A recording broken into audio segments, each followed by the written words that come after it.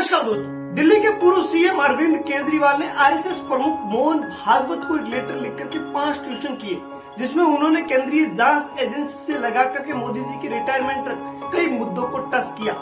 अरविंद केजरीवाल जी ने लेटर में लिखा कि वे देश के वर्तमान हालत को देख करके बहुत ही चिंतित है और देश के अंदर ऐसे ही हालात बने रहते हैं तो देश का लोकतंत्र आने वाले टाइम में खतरे में पड़ सकता है। तो अरविंद केजरीवाल ने अपने लेटर के अंदर 5 क्वेश्चन कौन कौन से पूछे, आइए देखते हैं नंबर वाइज।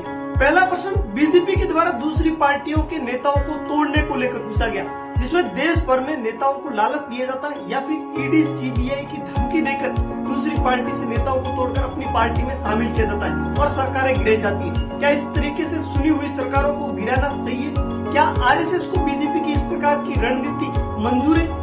दूसरा प्रश्न, भ्रष्ट नेताओं को बीजेपी में शामिल करना। कुछ नेताओं को खुद प्रधानमंत्री मोदी और अमित शाह ने भ्रष्टाचारी कहा, लेकिन कुछ दिन बाद उन्हें बीजेपी में शामिल कर लिया जाता है। क्या आरएसएस ने ऐसी बीजेपी की कल्पना की थी? क्या आपको ये सब देखकर कष्ट नहीं होता? क्या बीजेपी में आने के बाद वो नेता भ्रष्टाचारी से साफ सुथरा हो जाता है? तीसरा प्रश्न, बीजेपी को सही दिशा देने को लेकर आरएसएस से किया गया। उसमें आरएसएस की जिम्मेदारी है कि यदि बीजेपी गलत राह पर जाए तो उन्हें सही राह दिखानी चाहिए।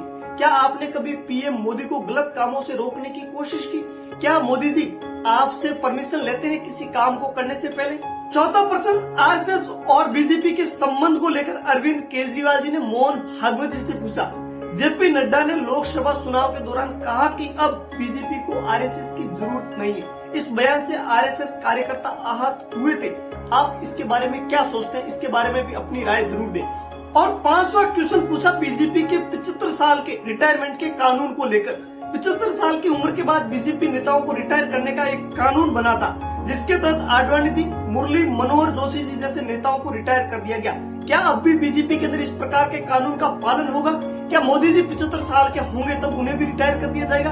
इन सब प्रश्नों के बारे में अरविंद केजरीवाल जी ने उम्मीद जताई है कि मोहन भागवत जी इसका जवाब देंगे और लोगों को इनके बारे में इसकी राय जानने का मौका मिलेगा। तो दोस्तों, इन सब प्रश्नों के बारे में आपकी क्या राय है? Do comment and subscribe for more informative videos.